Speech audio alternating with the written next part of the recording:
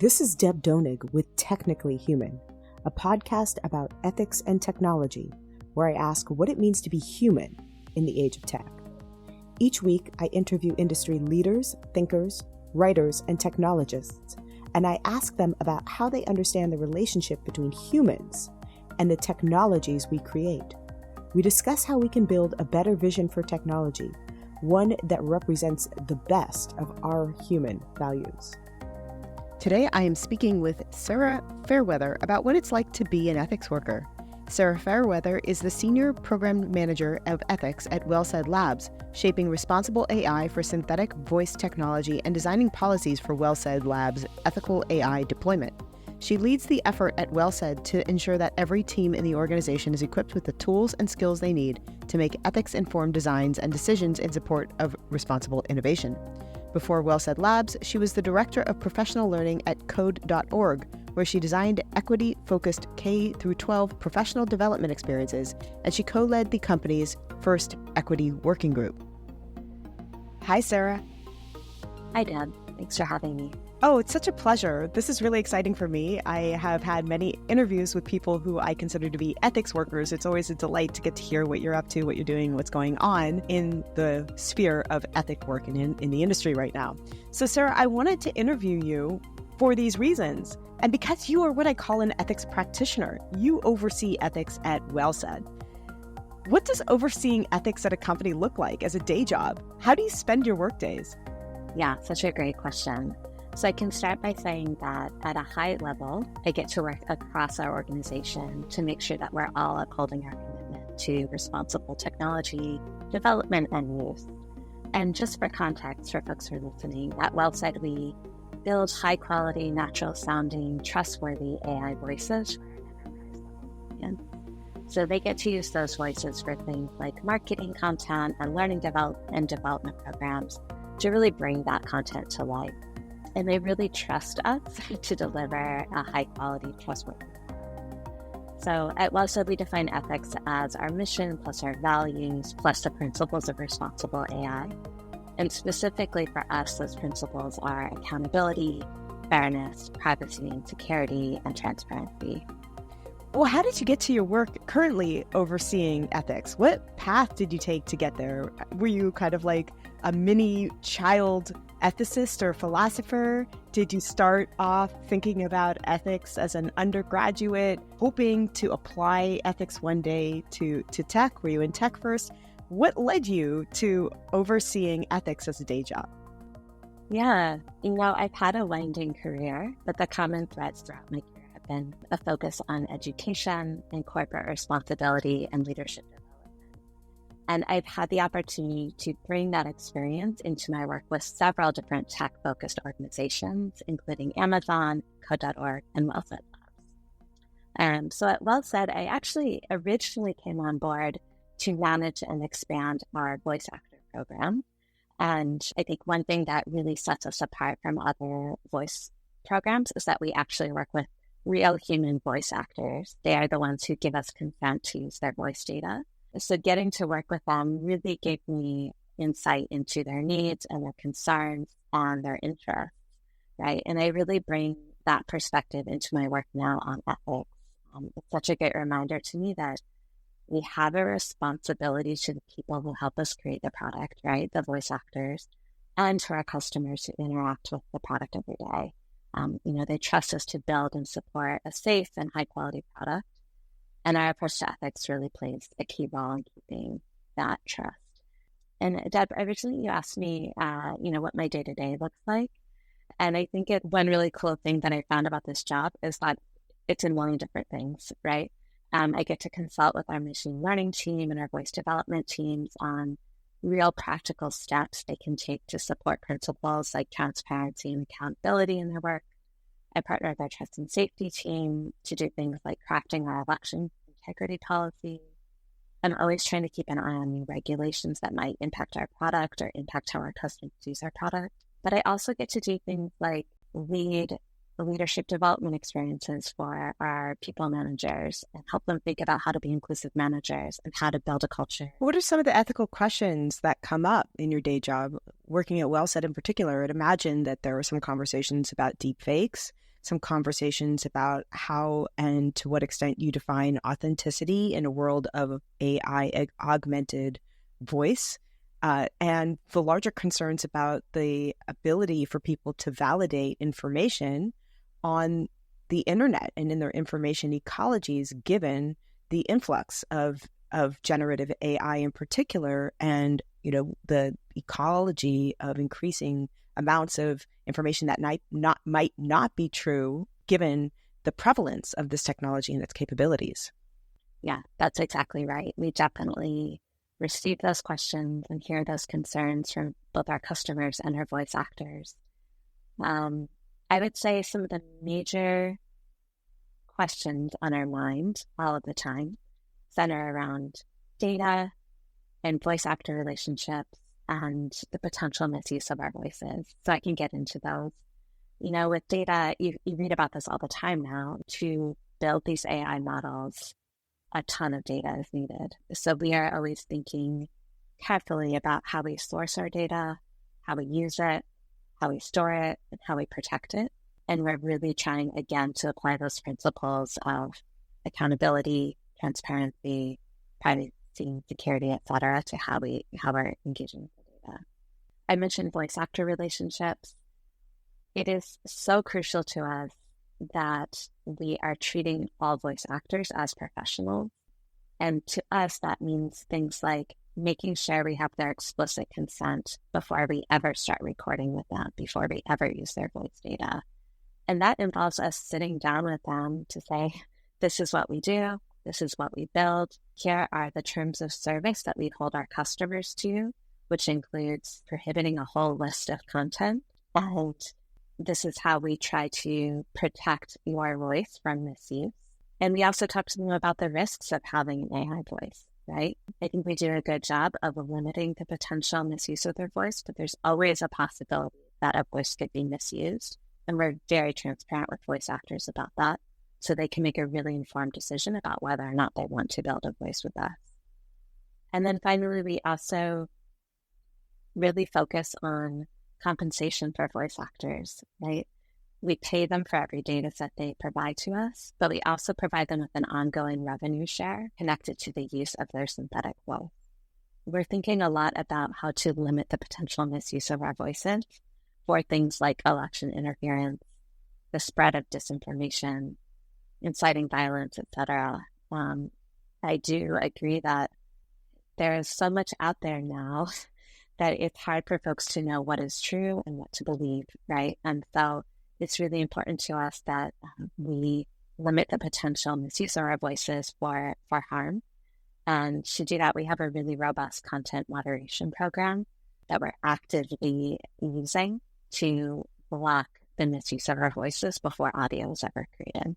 So I don't talk about this that much on the show these days, but the real kind of genesis of my interest in ethics and technology was in 2017, in which I joined a movement called Tech Stands Up.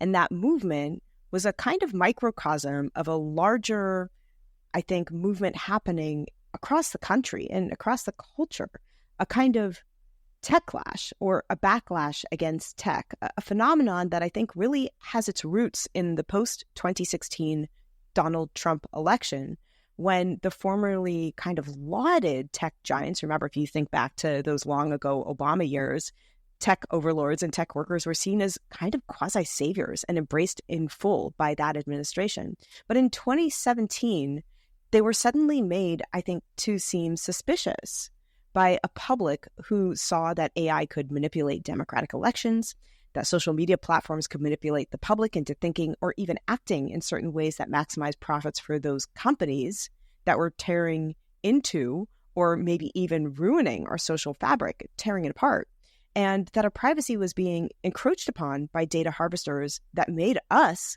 users of information and social media services, into products. And I think it was in that moment, and at that stage, when we started to see ethics actors hired by the industry to combat, in a sense, this PR nightmare and to keep profits up. Again, this is me being cynical, or to generally combat the harmful consequences of tech. Can you give us a sense of how you think the field of ethics and tech as a job category has changed or evolved or grown over the past several years? Am I right in pinpointing this in the 2017 moment? And if so, what are the changes and shifts or even movements that have happened in the industry in the past 6 or 7 years? Yeah. Thank you for sharing how you got into this. Actually, it's really interesting. I think there's definitely been a shift over time. And that what I think is really important to highlight is that key folks in this industry were pushing for ethical practices in tech generally and around AI specifically for several years. But so much of our work in ethics today is informed by their leadership and efforts and willingness to ask the hard questions that we should all be asking, right? So I do think that as public awareness and interaction with tech has increased, the demand for more responsibility and accountability on the part of tech companies has rightfully increased as well. And I think and believe that this field will continue to evolve as more business leaders realize that ethics can and should be part of an organization's culture and something that both customers and employees expect. So not just something that's used to, fix any PR mistakes, but really something that becomes just part of the fabric of how a company operates and what employees and customers can come to expect of that company. I guess I would push back on that a little bit, because one of the more recent phenomena or stages of this development is the moment in 2022 when Elon Musk took over Twitter, fired the bulk of his trust and safety teams and many of his ethics workers, or people who would, I think, be called ethics workers broadly speaking, and saw that didn't damage his profits too much. And in fact, other companies saw this model and saw the steadfastness or even the increase in revenue and profit and followed suit. And what I saw in that particular moment was a widespread seismic shift in the industry away from ethics work, combined, I think, with some correct criticisms and some overblown criticisms about the relationship between ethics and equity and the rise of DEI movements that were and continue to be somewhat activist and oftentimes in friction with the business model of some of the companies and the culture of some of the companies. So I guess I'm really pointing to 2022 and the time since as a moment where ethics work seems to carry a kind of job precarity and tenuousness in its grasp in the industry that we really did not see in that moment between 2017 and 2022. Did you see that shift as I see it, or do you see it differently? Or if you do see it the way that I see it, what has happened since 2022 and now? Has there been any recovery, or are we continuing to see ethics work in the industry maybe losing the grasp that it had between 2017 and 2022? I appreciate the pushback and do want to acknowledge that I think ethics is showing up in different ways and is valued in different ways depending on the company, the leader, etc. But I will say from my perspective, from our experience at WellSaid, what we are hearing from our customers is that ethics on the part of the AI provider is becoming increasingly more important. When customers choose to work with us, they often ask us to go through a very detailed security review, digging into how we collect our data, how we store it, how we use their data.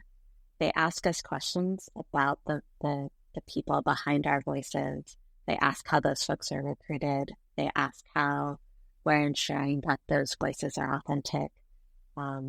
We are getting more and more questions like that every day from clients who choose us, which to me is a sign that there is a growing interest in and value placed on ethics in the broader business community. I do believe that a commitment to ethics starts at the top.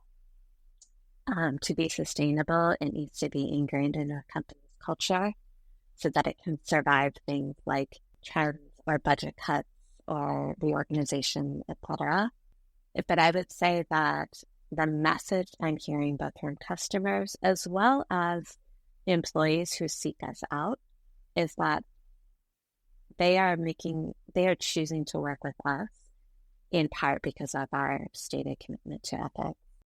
So to follow up on that a little bit, when I think about the, quote, ethical tech features and functions in industry, and when I teach my course on ethics and human values in tech, I typically include things like law and compliance and governance, some of which I think are the rubrics of the things that you have just mentioned.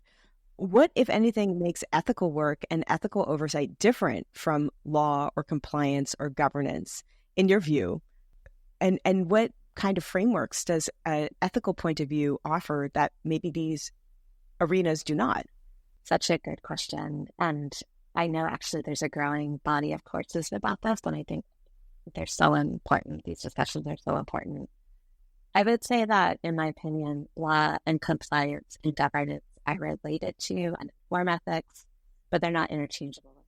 Companies, of course, need to adhere to laws and regulations, and they need to be compliant.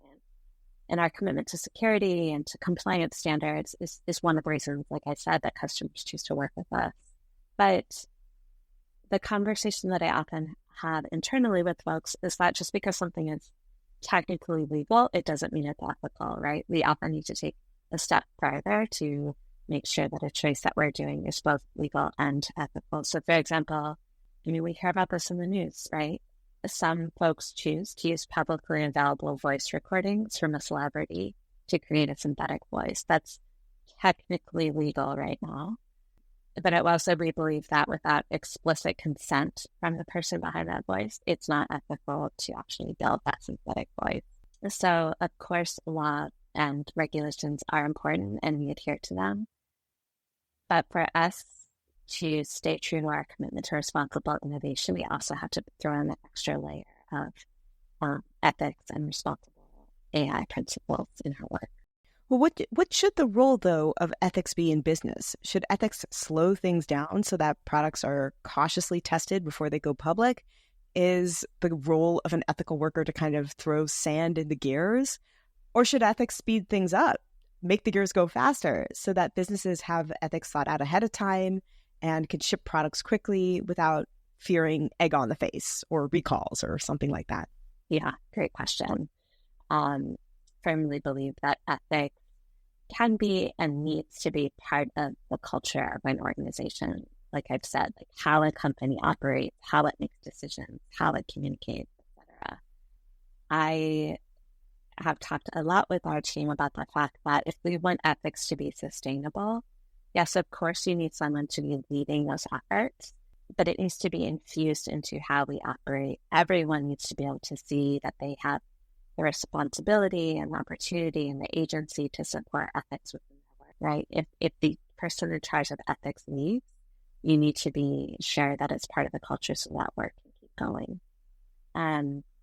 So to your question, sometimes ethics can be perceived as like slowing things down, right? But I think that if it can be baked into systems and processes just like budgeting and user testing and QA are baked into those things, if you can invest time up front in that work, you avoid all the time you'll need to put into cleaning up messes later, right? So it might feel like you're slowing down at first, but I think that once you get those systems in place, you'll find that you're actually speeding up your work and saving time in the long run. I wanted to pull a thread out of one of the first things you mentioned in that response, which is that ethics work needs to be everywhere. Typically, one of the things that I see in some of the larger tech companies is that ethics work is kind of siloed. You have the DEI people, you have the ethics people, and they live in their own little huts. And then everybody else is kind of on the main campus. And I think that sets up a situation, frankly, where you have the ethics team making recommendations that are oftentimes not just siloed, but kind of done in a sort of ivory tower situation. And then they're given over to the business, and then the business, led by the CEO, has to make a decision between an ethics recommendation and a business decision that would be advantageous as positioned by, for example, the marketing team or the business team. And choosing between the business team's recommendation and the ethics team's recommendation, the ethics team says you have to institute this policy, and the business team says, yeah, but if you do that, it's going to cost us 5% growth. And the ethics team says, yeah, but this is our ethical recommendation. The CEO then has to say, well, do I choose the ethics team or the business team? right? And if they see massive profit loss down the line, potentially with the ethics team, they may choose that. But ultimately, the CEO is liable to maintaining or increasing profit. And so team ethics versus team business, in that kind of situation, team ethics is always going to lose. I take your point that ethics should be in all of the processes or maybe spread out across the processes, but how in actuality does that work? That's the first part of the question. The second part of the question is, where are the critical junctures or the critical points in a product development life cycle that ethics work is crucially important? What are the critical stages at which ethical intervention should happen or need to happen? So I can answer the first part of the question quickly, and I'm happy to dig into that more. I would say, in my experience, in every place I've worked, there have always been priorities that seem to be in competition with each other, right? Quality versus quantity, or speed versus accuracy, or being the best versus being the first, right? And to your point, in a startup environment, we're always also facing the pressure of, demonstrating that we can be successful and viable and investment-worthy venture, right? So I agree with your point that it is tough for an ethics role to be successful if they're up in their own wing of the building and they're not integrated. And so I think that an important part of my role is to really reduce the perception that a commitment to ethics causes friction with other commitments, or necessarily causes friction with other commitments, and that actually it can help us be more productive and be more successful. I think to your point about making this work really attainable and practical, that's really how I've tried to focus on that with our teams. So, for example, recently I got to sit down with a product team and I really tapped into their knowledge and expertise, right? They told me about their stages of product development. And then I shared with them the principles of responsible AI. And together we brainstormed really concrete, relevant questions they could ask at each stage of their product development to make sure they were staying aligned to our principles, right? And maybe this gets into your second question, which is that I believe, and I based on my conversations with our product team, I believe they also know and think that ethics should be applied at every stage of product development, right? From the time you sit down and start ideating on things, you're thinking about, what our commitments are, what could go wrong, who we're trying to help, who could be harmed by this idea. And those questions are repeated throughout that process, right? All the way through user testing to launch and beyond. And maybe that sounds idealistic, but I know that we apply design principles throughout a product development experience. We're thinking through the budget throughout that experience. We can also be thinking about those ethical principles throughout the product development experience. Overseeing ethics, how do you decide which ethical principles should govern decisions about how to operate, how to develop a product, or how to balance competing values in a hierarchy of values competing for primacy in what is ultimately a business operation? How do you come up with a code of ethics? What are the ethical principles that you prioritize? Yeah, great question. So I've touched briefly on the fact that we focus on the principles of accountability, fairness, transparency, and privacy and security. And just like we ask, does this proposal align with our business priorities, compliance, and other legal requirements? We also ask, does this proposal align with our mission and values? And if the answer is no, we don't just stop there. We don't just toss the idea in the trash. We dig into what needs to be true of that design or that decision. And then we ask if the resources required of those changes are an investment we want to make. Okay, so I saw that on your website, WellSaid has a code of ethics. How did you come up with that code? Were there debates about what to include in that code? What was the process of deliberation by which you arrived at that finalized code of ethics? Yeah, great question. It's definitely been a journey for us. WellSaid has started in about 2018, and our founders met at the Allen Institute for AI, which has a focus on AI for good. So we've always been rooted in that. But last year, we really began to focus on the principles of responsible AI. And that pivot came from a recognition that we needed to be more concrete and specific about what we meant by ethics, right? What that looks like in each team member's day-to-day and our expectations for everyone who joins WellSaid.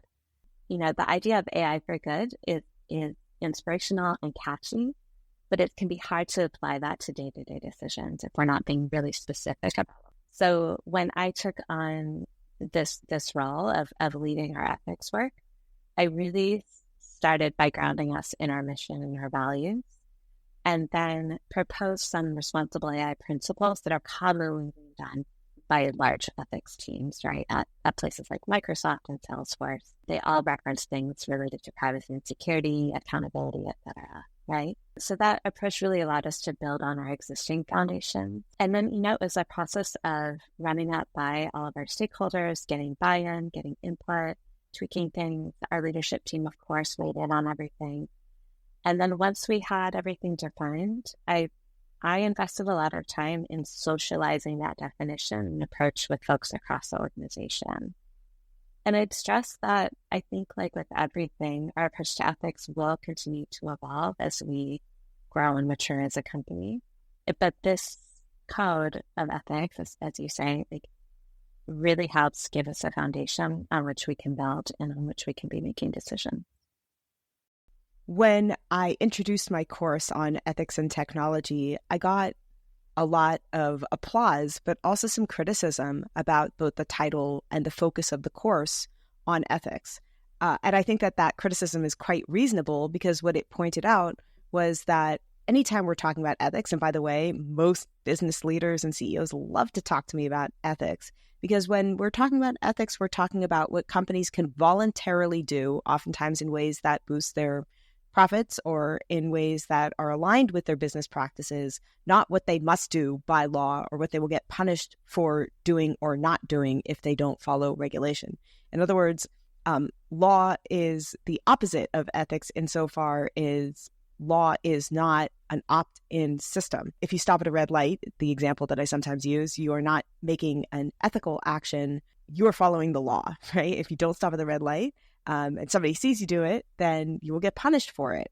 So in that sense, ethics is the opposite of law. And anytime we're talking about ethics, we're talking about what companies can voluntarily do or not do, not what they must do. I'm wondering if you could explicate a little bit of your point of view about the relationship between ethics and law. And perhaps we can also get into some of the newer legislation that is being passed, including the outcomes of the AI Bill of Rights that came out from the administration in late, I believe, December 2022, as well as GDPR and a number of different movements to try and codify some of the governance practices and some of the practices, best practices, as well as ways of mitigating harm that will ultimately, I think, be instituted as regulatory practices. I think one of the most solid examples I can give is in describing how we work with our voice actors. I think if we were just to follow the law, it would be much harder for us to recruit and retain and keep long-standing relationships with the voice actors that we work with. If we were just following the law, we could ask voice actors to record with us and then use their voice for whatever purpose we like. We can allow customers to use their voices for all sorts of harmful use cases. We could use their voices to impersonate other people, etc., right? We don't do that. We apply our principles of accountability and fairness and privacy and security to our work with voice actors. And we limit the use of our voices to things that we think are not harmful. We think there's a lot of good use out there for our voices for things like learning and development, and we don't think there's a viable use case that we would support for our voices for, inciting violence, impersonating votes, spreading disinformation. But so then, is it your point of view that these decisions to not use your product or your technological capabilities in ways that are seemingly objectively harmful for violence, for example, for impersonation or for false information, should those be ethical decisions or should those be legal prohibitions? I would love to see some more regulation. I believe that we're starting to see more proposals for regulation around, for example, using AI to spread disinformation, right? And, at a high level, we really welcome thoughtful legislation and regulation around responsible innovation, responsible AI development, how data is collected, transparency around that data, et cetera. But we're not going to wait for regulation to do the right thing, right? And as cheesy as that might sound, that is our ethos, right? Like from the beginning, we've been committed to responsible innovation. We know that's why our customers choose us. We know that's why actors choose to work with us. And it's really important for us to uphold those standards. And as legislation comes and as more regulation comes, I think we're in a good place to be able to adapt to those things because we have been leaning on these principles since our beginning. Is WellSaid challenged by, or does WellSaid have difficulty navigating the existing regulatory frameworks such as GDPR or other kinds of, I guess, national or international frameworks that limit how you can use data or store data? Are these frameworks helpful or harmful for the work that you do and for a company like WellSaid to navigate? I think that these frameworks are necessary and in the long run helpful. I think, again, our customers rely on us to follow frameworks like this in order for them to use us. And we want to honor those needs. I think for a small company, that can be quite time consuming and often costly to incorporate those frameworks. But to us, that's a really worthwhile investment. Again, it's a demonstration of our commitment to responsible data use and storage, privacy, et cetera. I want to talk a little bit specifically about the Code of Ethics and the three major pillars that form the kind of core of that Code of Ethics. And those are, just to explicate them, accountability and fairness, explainability and transparency, and privacy and security. So why these three in particular? What is it about these three principles and the way that these three principles are really pivoted around the idea of what should be open information and what should be protected information? What is it about these core areas or these core principles for your area of tech or for ethics in tech broadly that's so important to the concept of an ethical code of conduct? So those principles are commonly used principles in the world of responsible AI. I think there's a lot of good work out there already. We don't need to reinvent the wheel, right? And many large companies lean on some version of those principles. To me, there are two primary reasons why those principles are so important to us. One reason they're so relevant to us and likely to tech in general is that so much of our product centers around data, right? Certainly the voice data from our actors, also the content that our customers share on our platform, right? But also how we source our data and the quality of the data we source, et cetera, right? All of that is vital. The other equally important reason is that we've recognized from the beginning that our product depends on humans, right? I keep coming back to this.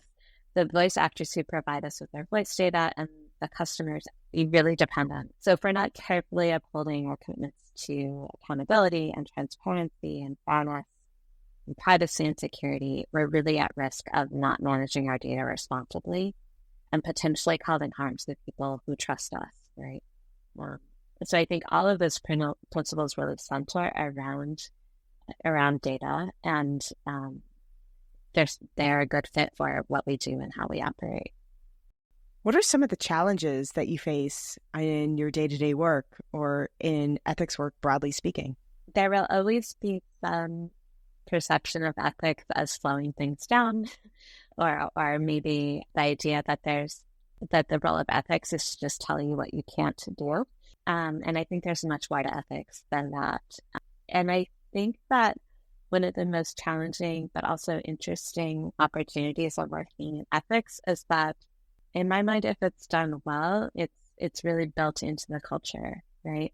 And so just some examples, like a product team can develop a beautiful list of questions to ask at each stage of the development process to make sure that they're aligned to our ethics. But if the culture of the organization is one that is just focused on speed at all costs, then a product team member really faces a risk if they try to slow things down, if they discover bias in the future and multiply that, right? Another example is that if we have a culture where folks are punished for making mistakes, a team member doesn't have any incentive to admit when they've made a privacy and security error, right? When there's been a data breach.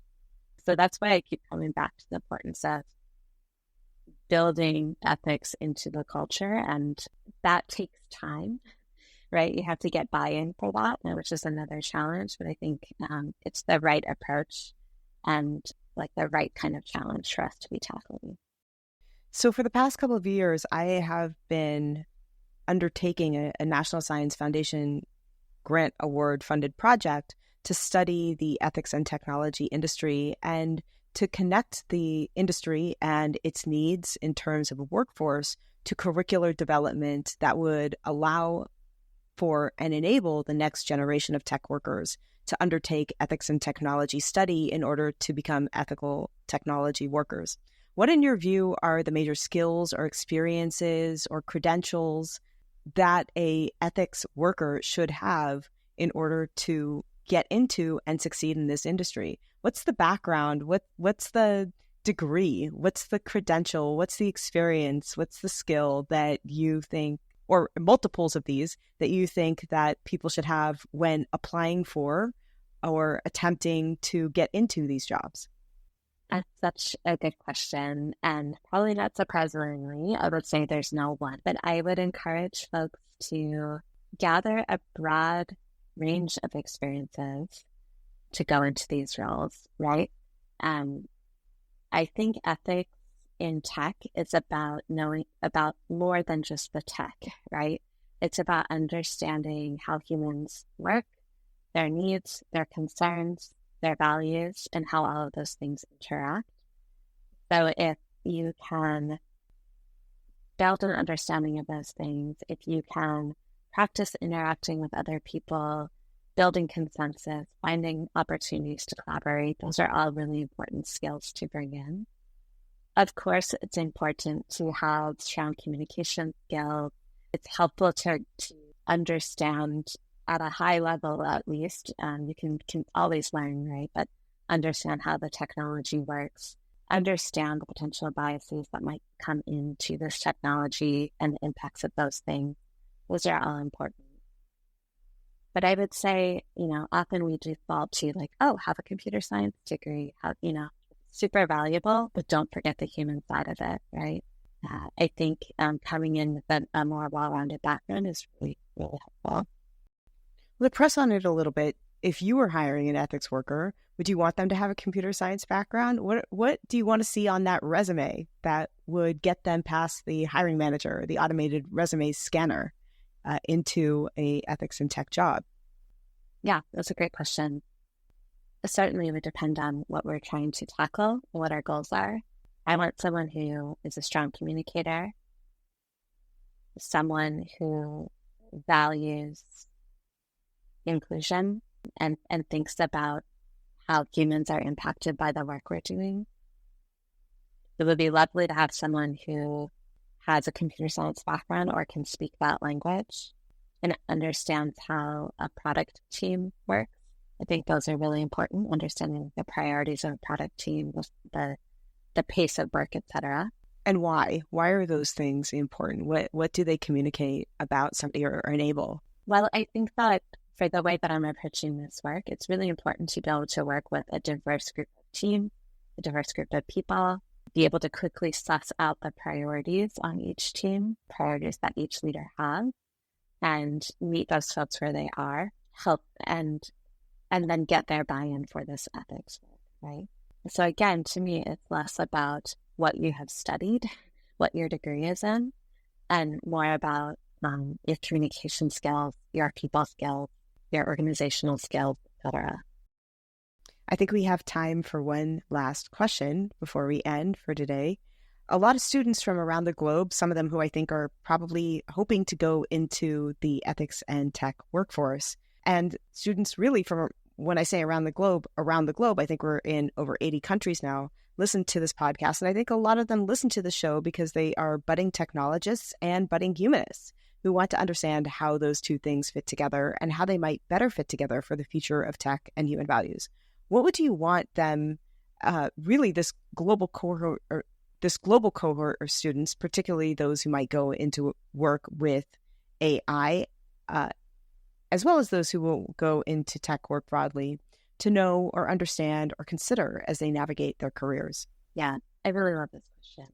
I have a few things. So first, I'd encourage folks to really be open to the idea that it is possible to innovate responsibly and that ethics-focused companies can succeed. And I think our growth at WellSaid is evidence of that. I'd also encourage folks to explore what agency they have given their experiences, interests, positions, access to power. That agency and opportunity will likely shift over time as they grow in their careers. But I want people to remember that we all have the power to contribute in some meaningful way to change. And it's important to not lose sight of that. And then finally, I'd say that, tech is known, among other things, for innovation and creativity and optimism. But sometimes when the industry is asked to approach development in a way that includes the stakeholders or who are impacted by that development, or in a way that prioritizes the reduction of potential risk or harm, we hear things like, oh, that's going to take too long, or that's too hard to scale, or investors want us to prioritize something else, right? So I'd encourage students and everyone really to consider what would be possible if we applied that same spirit of innovation and creativity that tech is known for to the challenge and opportunity of building tech that really takes humanity into account. I know I said that was the last question, but I have one last question. Given the vision that you just laid out, are you optimistic that we'll get there? And if so, why? I am cautiously optimistic. And I think I am because I get to talk to so many candidates who are interested in working at WellSaid. And often these are folks who are relatively early on in their careers. And they so clearly speak about our values and our approach to ethics as something that draws them in and something that is the deciding factor for them as they're choosing company, that I believe that we are going to see a demand for this kind of innovation become more and more present and loud across the industry, right? And it will take time, but I do see that in the folks who are coming to work with us. Well, thanks so much, Sarah. Thank you, Deb. Thank you for the opportunity.